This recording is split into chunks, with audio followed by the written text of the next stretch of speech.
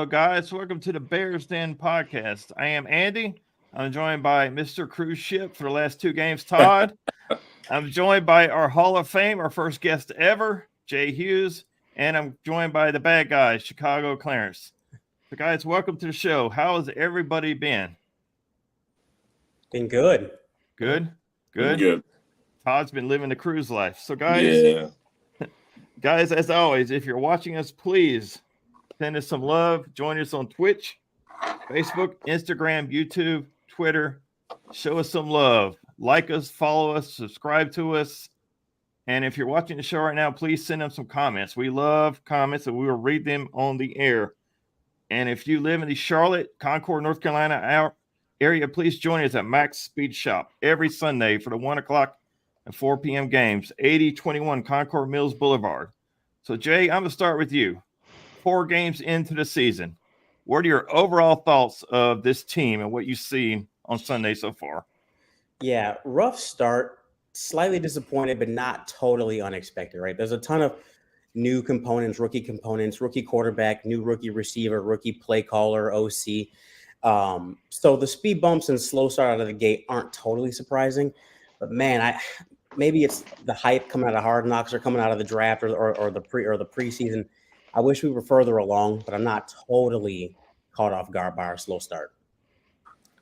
So, Mr. Cruise Ship Todd, you have watched the last 2 games on the cruise ship. We don't feel bad for you. But I will say Todd did send us a text and say, watching football by yourself is boring. So the last 2 games. The last 2 games, what have you thought about what you've seen with Indianapolis and the Rams? Yeah, I rewatched today. Just doing that, you can see more confidence building. I think we expected to be 3-1 and we're 2-2. So I mean that's not the end of the world. But it seems like the offense started to get it together.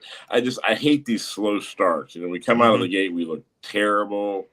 The penalties are ridiculous, the sheer number of penalties. And so it's hard to get excited about a solid second half when the first half is so bad. They get you in as bad a mood as they can get you in the first quarter. And then, they save it at the end, or at least they start to look like something in the end. And that's aggravating. And so I think we're going to have to, the last several years, we haven't been good enough to have these issues, but now you can see where there's coaching deficiencies clearly. We're not ready, and there's penalties, and so we're gonna have to go down that road, at some point. Unless things just turn around completely, we're probably looking for a coach next year.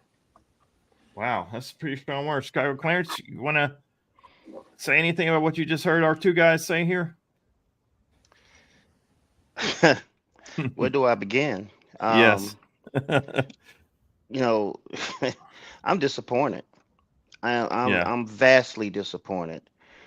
And it's not just with the 2-2 record. I expected us to be 3-1. But when you consider all 4 games, we had a shot to win all 4 games.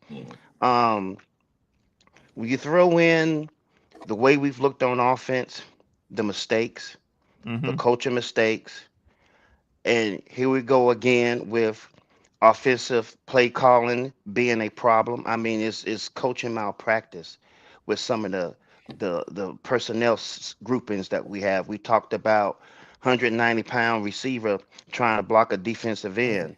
You talk about the play calling on goal line to go, and we can't get the ball in with 4 straight tries, and then on the deciding down 4th down, we do speed option to the left.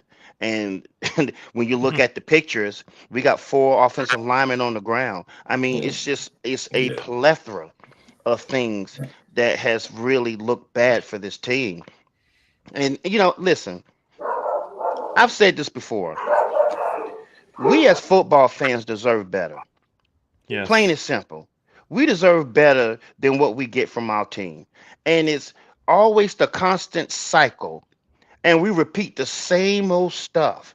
And we get the same results. And then we make changes. And we go right back out and do the same old thing. We fired Luke Getsy for doing the exact same thing that Shane Waldron is doing right now. And so it's concerning when Todd comes on, and it's very logical what he's saying, but it's concerning when he comes on here and says we may be looking for another coach.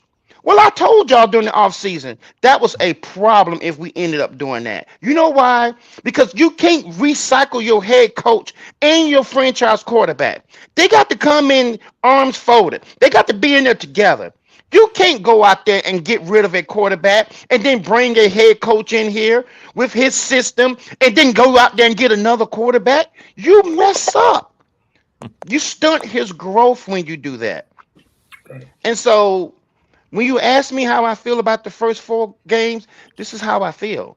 I'm very disappointed. I don't like nothing I see. Yeah, we won the game, but really and truly, should we have made it that hard? They were missing their 2 best offensive players. Right. Yeah, should we have made it that hard? Yes, that's what we do. Yes. So with what Clarence said, if the season started today, we are not in the playoffs. We would be the 11th seed. We're 2-2. That loss to Indianapolis it's huge. Mm-hmm. So we could be 3-1, and then we would probably be 6th seed. We would still be sneaking in 6th or 7th seed. So Jay, this offensive line, specifically Tevin Jenkins, would you resign him? No, just off the strength of what we've seen so far, and I'm glad. It makes sense when Tevin Jenkins approached Ryan Poles in the offseason and said, "Hey, you paid DJ, and I get some cash," and he said, "Come talk to me at the bye week." Excuse me. I just feel like with his spotty play up and down, I think Tevin Jenkins is the most aggressive offensive lineman. I love the way he plays, but he is kind of up and down over the course of his 4 years here, and he's injury prone. He's not available. Your best ability is availability, and I can't pay you if you're not on the field for 16, 17, 18 weeks. So if he came to me and asked me for a team friendly deal, I could try and work a deal with him, but I wouldn't give him top guard money. I wouldn't pay him any more than I pay Nate Davis, to be honest with you. So I'd say no for now. I agree with you. I would not resign Tevin Jenkins. Todd, would you resign Tevin? No. I mean, Davis is at $10 million. I don't. I mean, I know that free agent guards, get stupid money, but yes. No, I don't. I mean, those watching the replay there, and one of the commentators said that that Pryor was our best guard, and I mean, that's a guy we got for nothing. So I don't think so. It would have to be really cheap, and somebody would take a shot on him just based on his potential. Yeah, Tevin Jenkins will get paid by somebody this offseason. It's not a high priority for me. No, I think we can replace that guy. Would you resign Tev? I can't help but to wonder, and Ryan Post said this, that it wasn't a talent problem, it was an execution problem. Mm-hmm.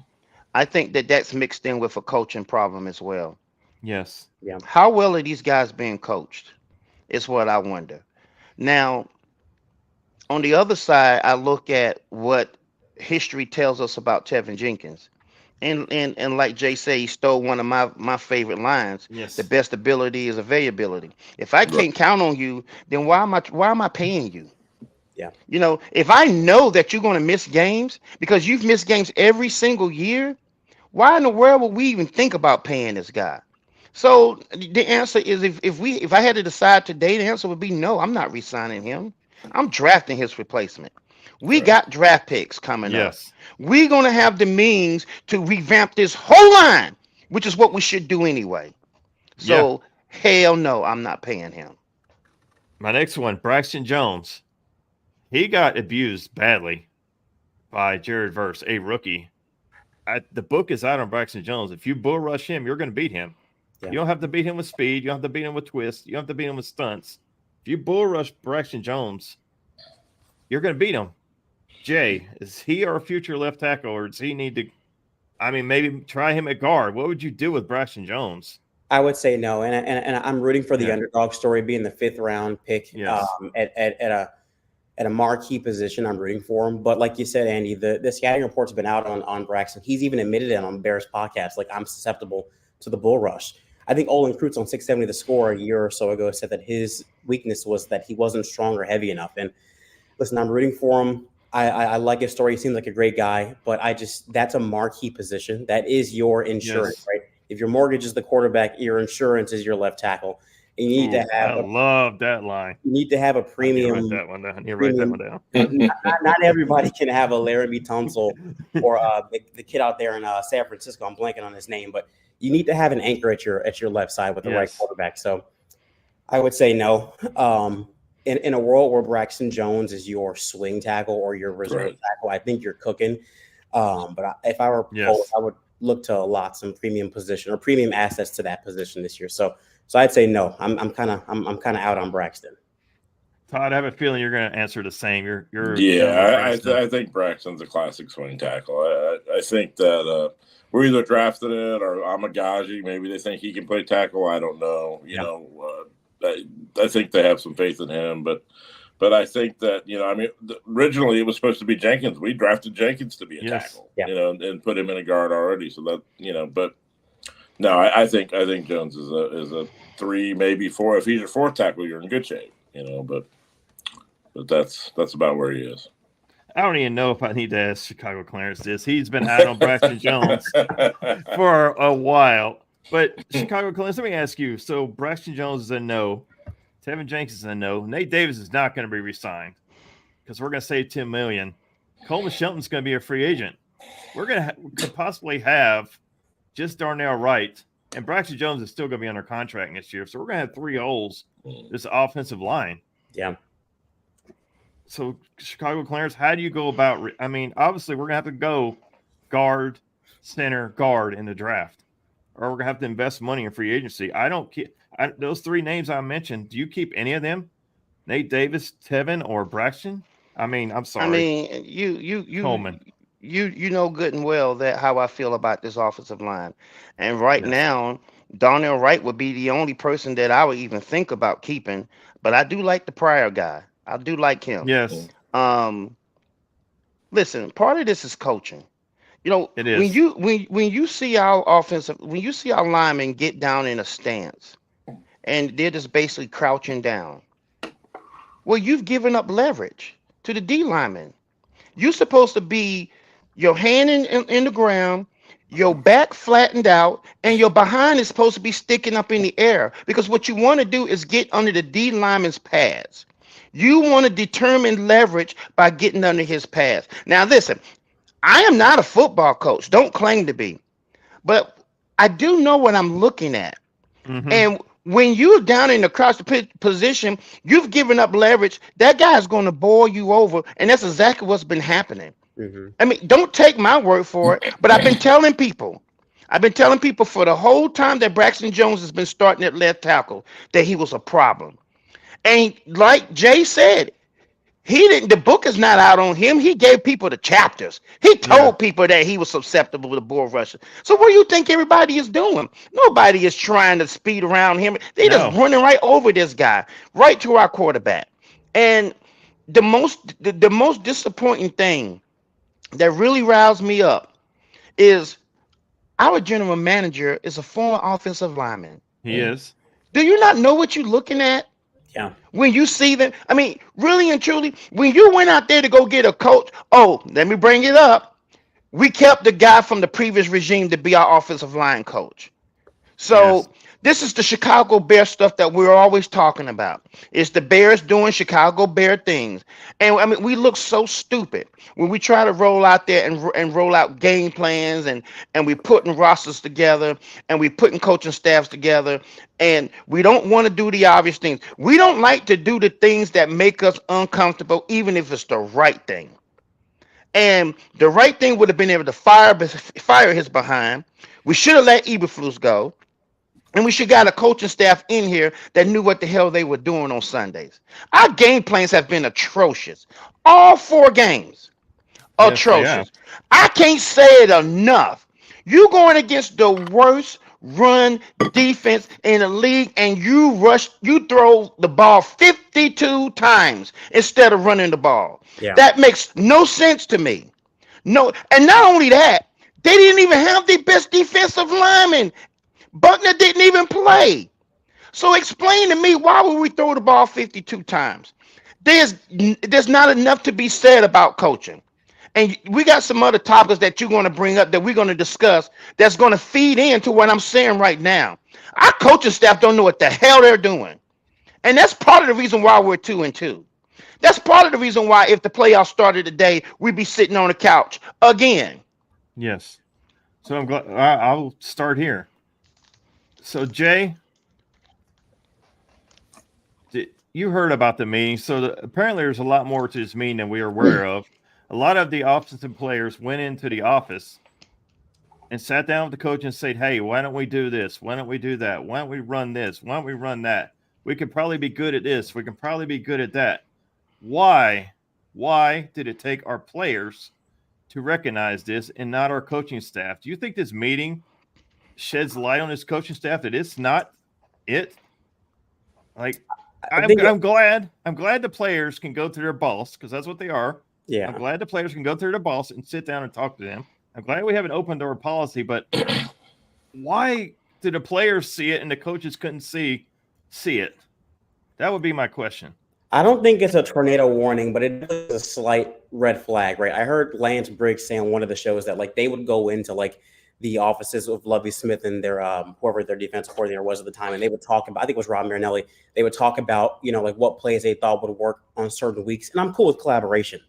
But when you're like, I am too. When Mercedes Lewis is asking people to coach him harder, and they're like going into Shane Waldron's offense and asking him why aren't we running certain things, that is concerning to me. And I like Matt Eberflus. I think he's a fine gentleman. I think he seems like a great guy. He's got a cool haircut. But like other than that, I don't. What's elite about Matt Eberflus? What's elite about the coaching staffs that they have put in place, whether it's Luke Getsy or Shane Waldron? I think when you juxtapose him amongst the other coaches, Matt LaFleur, Kevin O'Connell, Dan Campbell, he's fourth. When you juxtapose him amongst the coaches in the NFC, I'd say he's probably 14th out of 16. I just don't think that's good enough. Chicago Clarence, you brought up the O-line. If you had hired Jim Harbaugh or John Harbaugh, I get their names flipped, the coach from Michigan, I would take either one. I guarantee you he predicates emphasis on the offensive line. Like I don't see that this wouldn't be a problem, right? I don't think Matt Eberflus is an elite enough head coach, and I don't think his staff is elite enough. And when you draft a quarterback with Mahomes era or, Matt Stafford era traits, I think it's important to surround him with elite talent on and off the field. So this is concerning to me, but I think it's what we've seen the last 3 years under Flus, just to be honest with you. Odd, is this meeting to me, it's a positive thing. We got the win. We saw some different formations, but at the end of the day, is this a good thing or a bad thing that takes our players to go to their bosses and say, hey, we need to do this? Yeah, it's a bad thing that it takes that for sure. I mean, and irregardless of the sport, whether, usually these player-only meetings are late in the season, so at least we're addressing this, before the season's over, really. That's what you normally hear about. But it's these guys. I don't know if it's an ego thing with Waldron. These guys, we're just gonna do what we're gonna do, and it doesn't matter. You're gonna fit. That was always the Getsy thing. You were gonna fit into his system, whatever that was, right? And you talk about like Harbaugh, the one in Baltimore. As far as making changes from, they did that when they brought in Lamar Jackson. That's a completely different offensive quarterback than what they won a Super Bowl with in Joe Flacco. So, you've got to check this ego and see what your roster is and work with it. So it's good that they did it. It's good that he was up under center a lot more. I think that's key. He looks pretty comfortable in play action. We can run out of that, but I don't know if the ego is going to stay in check long enough for them to do what they need to do. And I think eventually we scrap it. And I know that's setting everybody back, but I think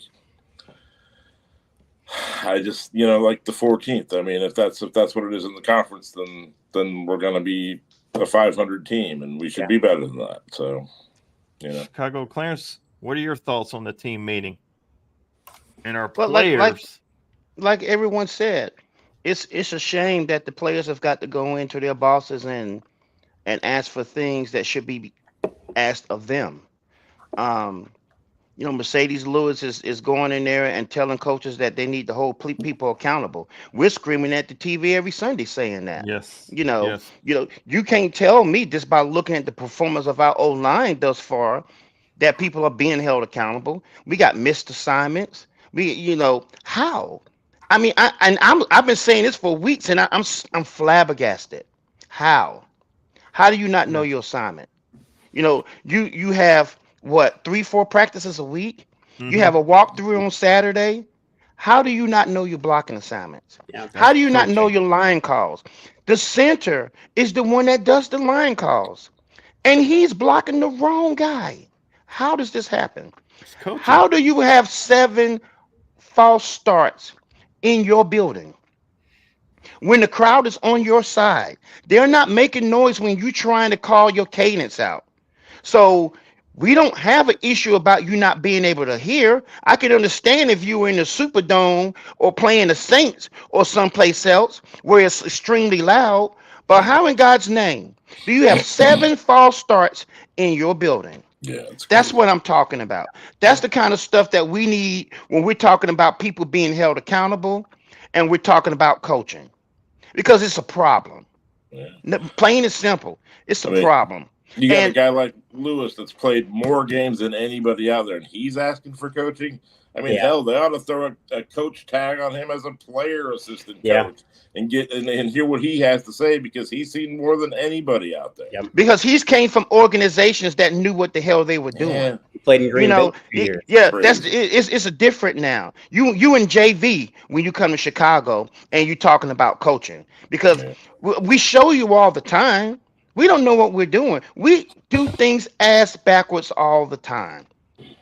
Plain and simple. So our buddy who watches the games with us at Max Speed Shop, Eric, said coaching is a big problem. We basically all agree on that, 100%. So next week we have the Carolina Panthers. But first, I just wanted to put this up. First off, this guy here, our man Jay, put this post out, and I thought I would use this.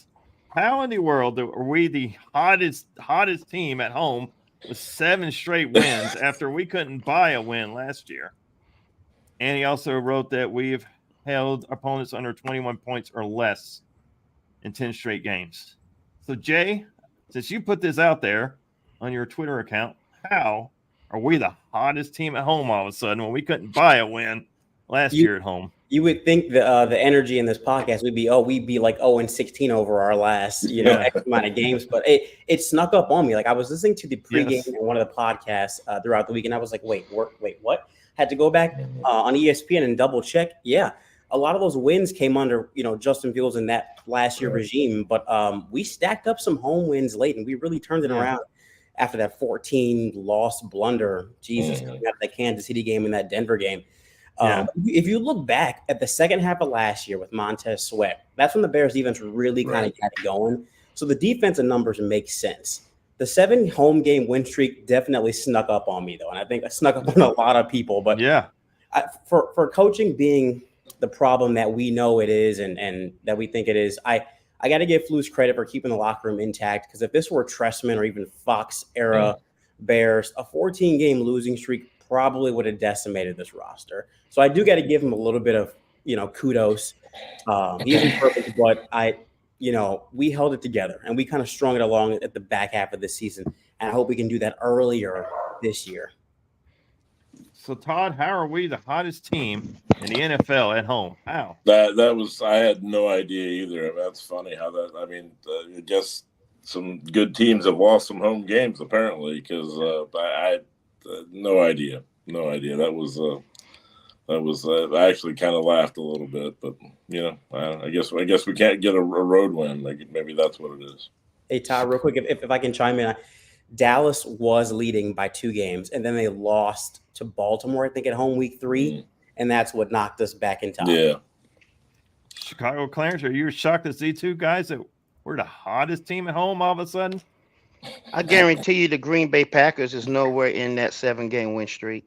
No, they're not. They're not. That would explain it. I mean, you all you got to do is look at the teams that we've played. I would suffice to say that the only team that we probably beat in that stretch that had a winning record was probably the Detroit Lions. Right. We manhandled them Yes. both times we played them. Yeah. We should have beat them up in Detroit, but when we played the get back, you can clearly see that we were the better team. But until we were able to beat Green Bay at a consistent clip, don't even talk to me about winning streaks. Yeah. Because that team is our Yeah. kryptonite. We can't beat them. Period. Yes. So with that being said, guys, we play the Carolina Panthers next. So me, Todd, and Chicago Clarence, Jay, we're going to need you to clear rooms out of your house if we lose, because we cannot go outside in Charlotte if we lose to the Carolina Panthers, as much smack as we talk. Man. So Jay, are you ready for us to come stay if we lose to the Carolina Panthers? But in all seriousness, we should beat the Carolina Panthers, should we not? You guys are welcome anytime. I'm in an 800 square foot, 1-bedroom apartment, so I can make some room though.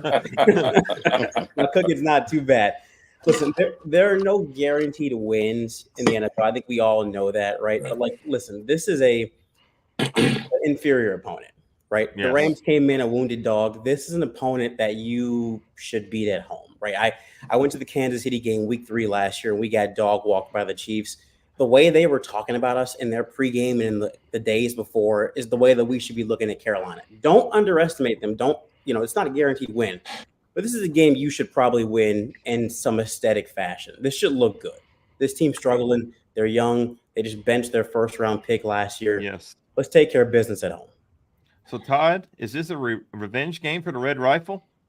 I guess it could be, right? He was given a fair shake here, though. He wasn't. It wasn't like a Glennon thing where we gave it to him and then took it away from him. So he was given a fair shot here. But they've looked pretty good, but they can't tackle for anything. I watched today. I watched the game from Sunday, and we should just run the ball down their throat. Johnson looks pretty good with Dalton, as a receiver, Yes. but you put him on Jalen Johnson, and we should win every aspect of this game. Yeah. Chicago Clarence, should we cakewalk the Carolina Panthers, as Todd just said? Like Jay said, this is the NFL. There Yes. are no guaranteed wins. Right. With that said, this is a team that we should absolutely beat. Yes. If we come to play. I've been impressed with how Dalton has thrown the ball around, but I have too. this is not no slouch defense. This is going to be the best defense he's seen. Yeah. This is one of the best defense in the NFL right now. I'm even surprised at how well they're performing, simply because I was concerned about our 3 technique and our other edge rusher that we don't really have. But this is a good defense he's going to see, one of the best secondaries in the league, and unless when we decide to play cover 2 all day like we did against the Rams when Matt Stafford was shredding us, but he was still putting points on the board.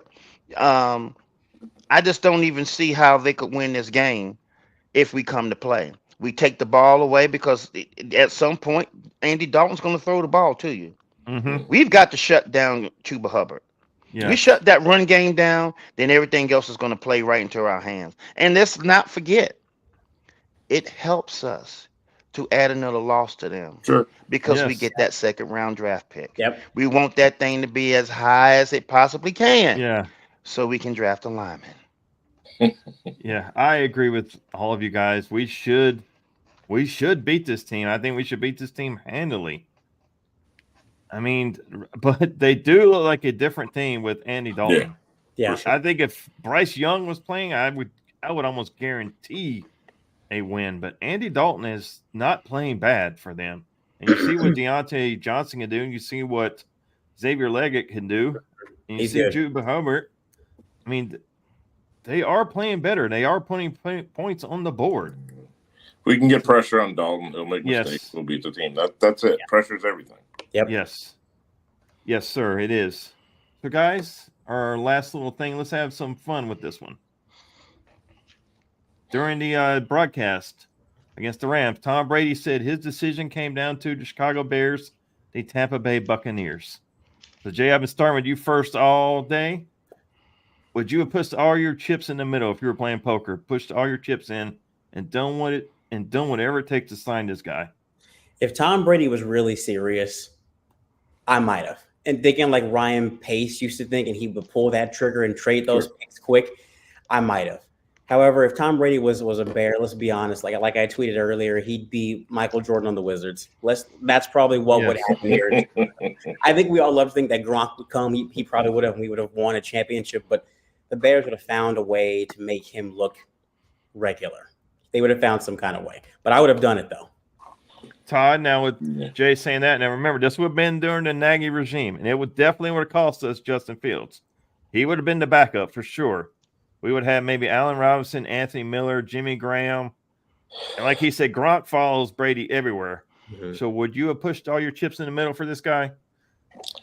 You'd have to, right? I mean, I think you'd have to. But they had a better. They had those receivers, and they already did. He would have had to have elevated the talent around him because we wouldn't have had, that kind of pedigree wide receiver. That may be why he did it. But also some players would have followed him for some cheap money too. You talk about Fournette and stuff, and those guys all took pretty low deals to try to win a ring, and it worked for them. So you would have had to do it, but I don't know that they would have.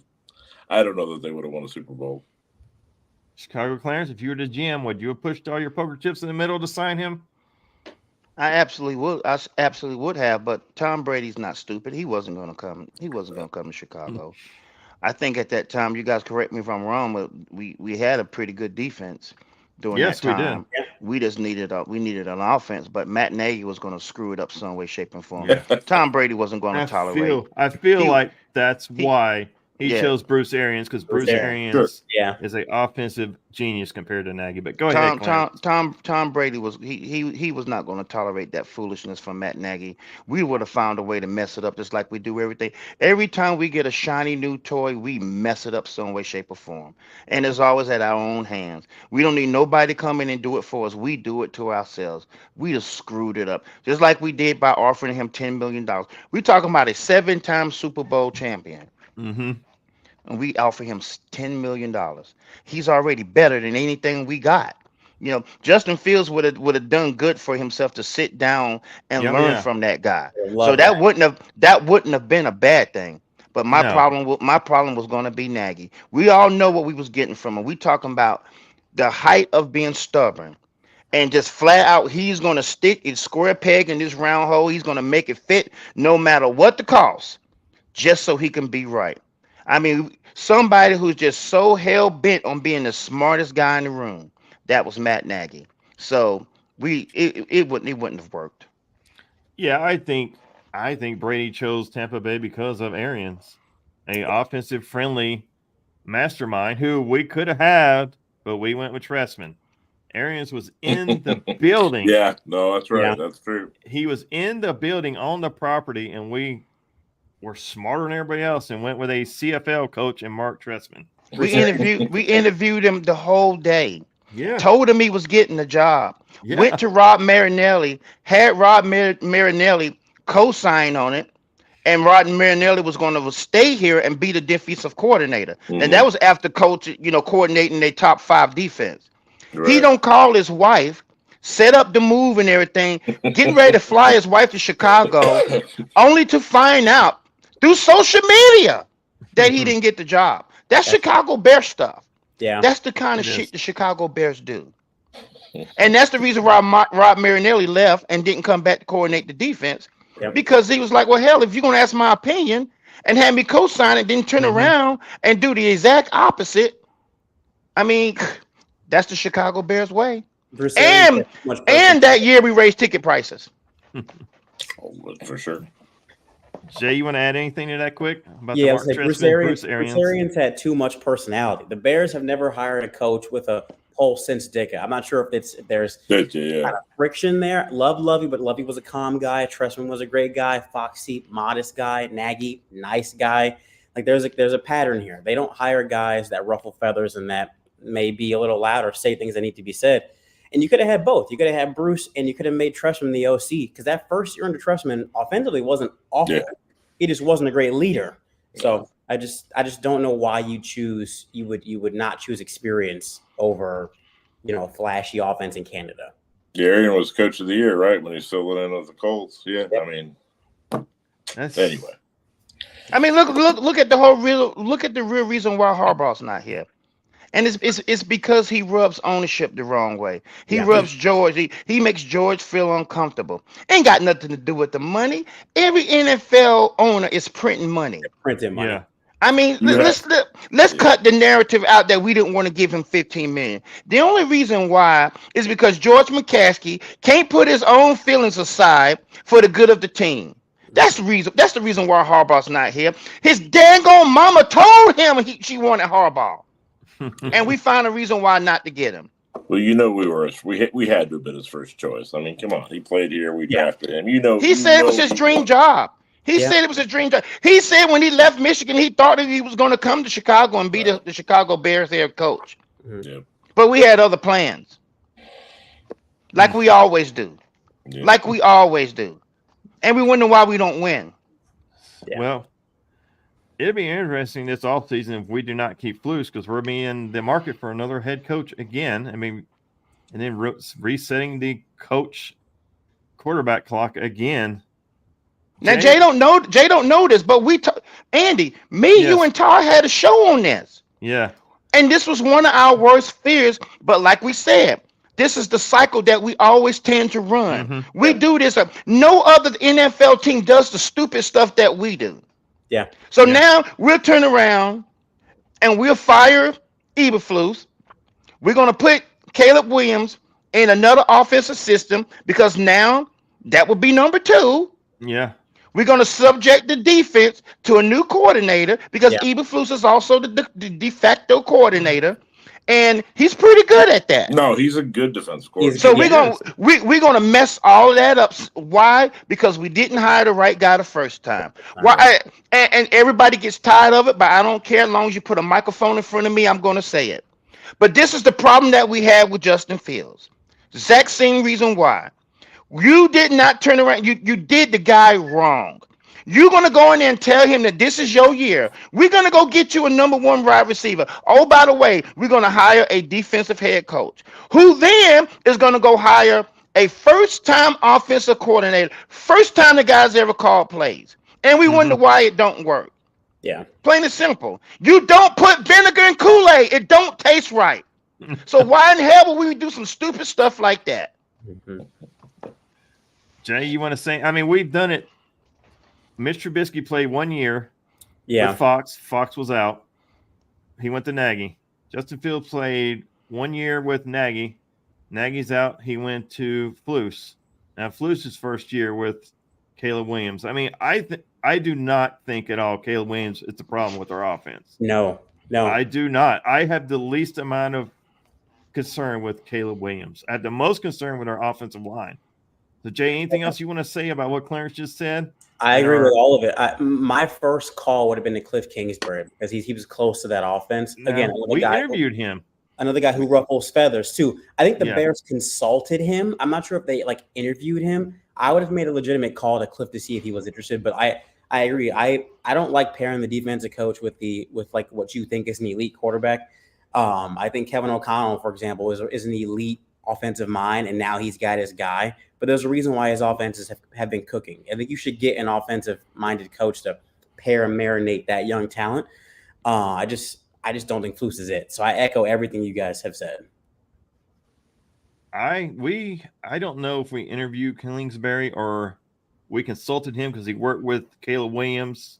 I forget what that connection was to him and Williams at USC, but I was against it. But now, in hindsight, I wish we would have gone with him. Because look at what Jane Daniels is doing with Washington in that offense. Yeah, their offensive line is really good too, and they have a much better offensive line than we do. That's where I was going next. But yeah, I mean, it's hard to say because we don't have the Washington offensive line. But now looking at it, Kingsbury might not have been a bad hire for an OC, but we had to go with Waldron. We don't have Washington's offensive line. Okay, we don't even have to debate that. But are you guys sold on scheme? Look at scheme. Look at personnel groupings. That tell you if your offensive line coach and your offensive coordinator is doing what they knows what they're doing. You can't be on goal to goal and have a 190-pound wide receiver on the edge blocking a damn defensive end. He's gonna lose that matchup 10 out of 10 times. Plain and simple. We're all at the bar. We are screaming, why don't you put a tight end to help Chip? The Houston game, we were screaming for it. Never happened. Never happened. And instead of having your tight end Chip, what do? We put our tight end in the game to block their defensive end, and Caleb Williams gets sacked. Almost gets broken in half. So this is the kind of stuff that I'm talking about. That's coaching. It is. That's coaching. That's, a offensive minded head coach would not allow this type of stuff. An offensive minded head coach would not throw 52 times against the worst run defense in the league. That's the kind of stuff that we thought. We got to stop getting guys in that's trying to prove how smart they are. That's trying to interview on Sundays for their opportunity to be a head coach. And they're doing it at our detriment. I mean, it's the silly stuff. Like, we're a bunch of guys that work and we don't have careers in football and coaching. But like I said, if we can see the issues, why can't the guys that are paid to make sure this shit don't happen? Why can't they see it? Ryan Poles is in the owner's box or the GM box every Sunday watching this shit. Don't tell me it's simply execution. Because if the coaches is not holding the players that are not doing their jobs accountable, why, with you being the general manager, are you not holding the coaches accountable? And then when reports come out that players are going in and demanding that things change and that coaches start holding players accountable, why isn't Ryan Poles' name mixed in this? You got to say something. You got to say something. And oh, by the way, we look like a laughing stock. Because we got all that land up there that we ain't doing squat with it. We ain't even started building the stadium. And then we're going to have a plan in place to do it downtown Chicago. And it still be the damn smallest stadium in the NFL when the ticket demand is a decade long. Yep. Why? That makes no sense to me. That's the Chicago Bears for you. Don't get me going on stadium stuff, man. I'm hot on that already. But you see what I'm saying, though. Meanwhile, every 2-3 years they raise ticket prices. What are we getting for that? What? We play in the oldest building in the NFL, and we don't even own it. No. For God's sake, we gotta let them tell us what to do. If we don't want a Rod Stewart concert Saturday night and rip the field up, we got no say so. Yep. So Jay, let me ask you. You live in Chicago. You live and die and breathe in Chicago. So let me hear your thoughts on this stadium deal. Let me hear a true Chicago person give us his thoughts on this stadium deal. Yeah, I go to a ton of games in Chicago. I'm jealous of that, very. But go ahead. I'll be at the Carolina game this Sunday. Listen, Soldier Field is beautiful. Like, they were showing the aerial shots this past week. Like, Soldier Field is beautiful, but like, it's the smallest stadium in the league. I tweeted it out. Like, the grandstands, the lower bowl for week 1, it was mobbed. Like, you couldn't even there wasn't an elbows room to move around. It was super claustrophobic and tight. I've been to Dallas, even Arrowhead's older, but like, the concourses are so wide, you can lollygag. There's room to just be leisurely and take it in.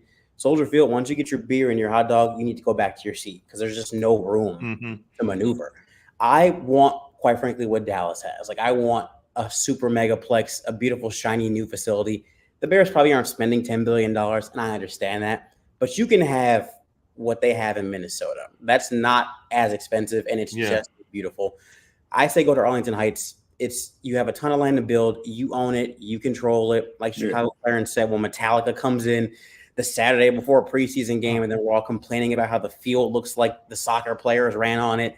Like, you can control whatever you want. You can have everything that you want. If you stay in Chicago, politics, ownership, and control, there's too many limitations. I just say go to Arlington Heights and build what you want to build. Todd, anything you want to say about Yeah, this no, you have to stadium deal control it. since we're discussing it? You have to control all of it. You know, Yeah. that's the only thing to do. We should get all the money and not pay Yeah. rent. It's not 1924 anymore. I keep saying it. It's 2024. Teams own their own stadium. Yeah. We're the only team that still pays rent, that still pays a city rent. It's 2024. A greedy city. Yes, we need to. And be we're out. and we're still making payments on the remodeling of Soldier Field. Yeah, they haven't paid $1 on the principal loan. It's doubled. That's how asinine all of this is.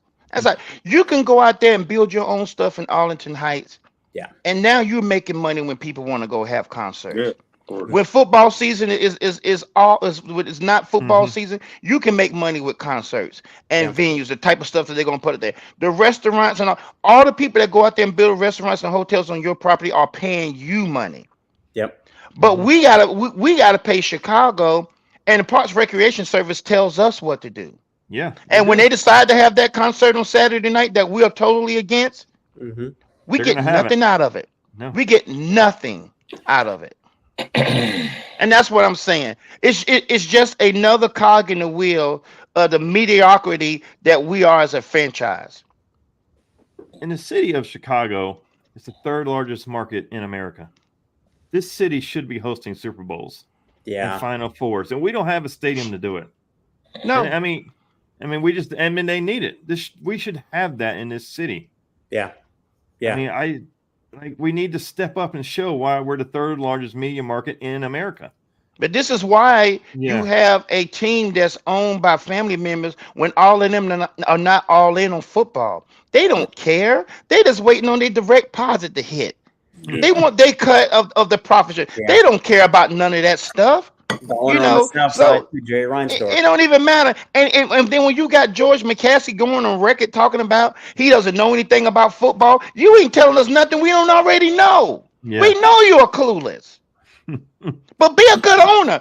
Be a respectful owner. And when I mean respectful, I'm talking about respect to the people who pay to come watch the bullshit you put on the field on Sundays. Be respectful to us. All of us got on Chicago Bear paraphernalia. This stuff ain't cheap. This is authentic NFL jerseys. This costs $200 of my hard-earned money. Yeah. So, guys, let's get to our final thoughts. Jay, I'll start with you first. What is anything you want to tell you about the Chicago Bears? Just say it right now. Anything. I love my Bears, and listen, I think we're all we've been punched in the face early on, right? This isn't the start that we wanted it to be. This isn't the way we wanted the offense to look. But much like how we turned things around last year at the bye week, I'm confident that we can do that in the weeks before the bye week, before the schedule gets tough. It's tough now. There's a little bump, there's a little hurdle, but I saw a lot of really good things in that second half of last week's game. Wasn't perfect. I did think the offensive line got some good push. I think that they were starting to play with continuity. Love Doug Kramer and fullback. Let's keep him back there. Yes. I like the rhythm that the offense had in the second half. Wasn't perfect, but I felt like we were kind of putting some things together. Let's build on that and let's take it to Carolina on Sunday. Agreed. Todd, what are your final thoughts about our Chicago Bears? Yeah, I'm actually encouraged. I thought just from just seeing them today fresh, that was pretty good improvement. From the Colt game to especially the second half of the Ram game. I just want to cut down on these penalties. They're killing me. So just don't beat yourself. Don't play stupid. Let Will Levis lose the game and us win it. Like the week one. Let's Dalton will do that too. Let's get in his face. He'll throw the ball away too. So guys, my final thoughts. I'm just gonna say, let's keep the families of Pete Rose, Dikembe Mutombo, and John Amos in our thoughts and prayers. They've all passed away in the last 2 days. So that's my final thoughts. Please pray for them, and especially Mutombo, who did outstanding. Yeah. His charity work is outstanding, is legendary. And he would probably tell you that's more important than what he did on the basketball court. So, Chicago Clarence, I'll let you have the final word. So, sign us out. Listen, I'm way past giving this team the benefit of the doubt. I'm in a show me state now. That's the mode that I'm in. Show me. I don't care about the opponent. Show me. Show me that your offense has taken another step. Show me. Show me in the growth of Caleb Williams. Because we always talk, this is our #1 draft pick, #1 overall. We can't stunt his growth by the stupidity that we have shown him so far. We need to get him in situations to showcase his talent. I'm talking about bootlegs. I'm talking about rollouts. I'm talking about play actions. That's the kind of stuff that he excels at. And if DeAndre Swift has finally got a notion to run hungry, then let's ride that horse. If not, we know Roschon Johnson does have it. Get him in there. Let's stop messing around. Let's get this offense clicking. We got the defense to go with it. Guys, this is a playoff defense. The offense has got to do their part. If they do their part, if they even play half as well as the defense, we're in the playoffs. We're beating these other teams. The Atlanta Falcons look pretty good. We got to play them. The New Orleans Saints, they look pretty good. We got to play them. So by the time that stuff rolls around, you saw what Detroit did last night. Tell me they didn't look good. They did. I mean, this is what we had to play them twice. Yes. So I'm in the show me, week to week, show me.